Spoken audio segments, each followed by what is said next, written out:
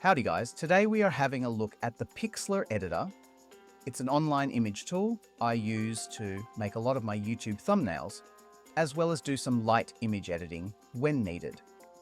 Now there are a few variations like an AI image gen tool, as well as background removers, but we will just be looking at the editor, as I think that's the best of the lot. So we are going to go create new. And we have a nice list of categorized formats, some predefined sizes for web or video or just good old social media. Let's choose YouTube as we will be making a thumbnail for this video. As you can see, it's filled in the correct recommended size of 1280 by 720.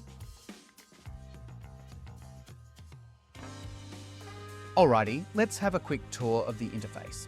And it's pretty similar to Photoshop or other graphics tools. On the left, we have the toolbox with a range of both drawing and image modification tools. The usual suspects really, like blur and crop and a text tool. If you are a novice or the icons just don't look familiar, you can just hover and it gives you some help, which is super useful. Across the top, we have almost, I guess, a tool properties area, which gives you more options based on what tool is currently selected. So if I swap from, say, the text tool to the drawing tool, it switches to show me options for color, and so on. If I added a new text layer, it lets me change the font, color, and so on. We can just move the text around, resize it, all the regular graphic edits you expect. It's no Photoshop, but it's very capable. And all your edits are non-destructive and are nicely added to their own layer for you to move around or modify as you wish.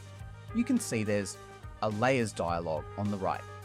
Now a full-on tool like Photoshop will have hundreds of dialogues, but Pixlr has just a couple like layers, history, and navigator.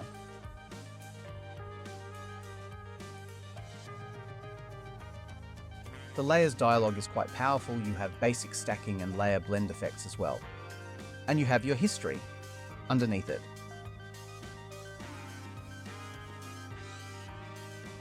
So for the next bit, I've got one of my newest thumbnails loaded, and let's have a look at some of the image manipulation tools Pixlr comes with. And once again, it's no Photoshop, but you will find most of the commonly used tools like level adjustments, color, and saturation modifiers, and so on.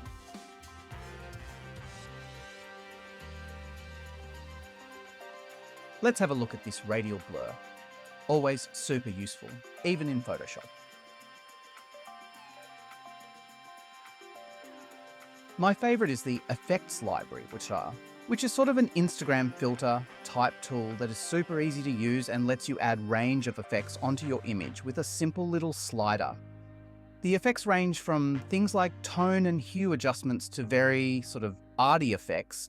I find them quite useful just to add a bit of oomph at the end to your thumbnail.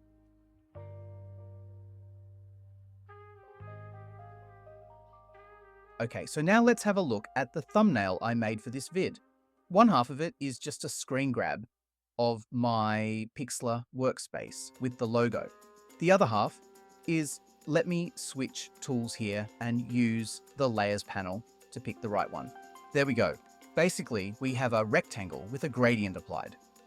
You can select the first and second colors with the nifty little color picker, and hopefully they work nicely with the image. And over that, we have some text added. Let me select the text tool here.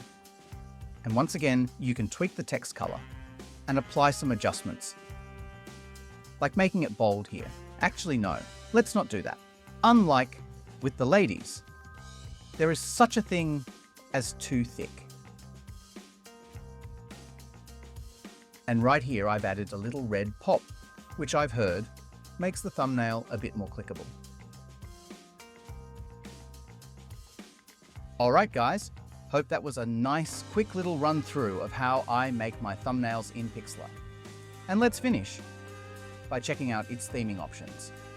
Pixlr is by no means a replacement for industry standard applications like Photoshop, or even things like Affinity or the GIMP. but it packs a punch as an online replacement to do some light graphic work or some basic image modifications. As usual, like and subscribe. Until next time.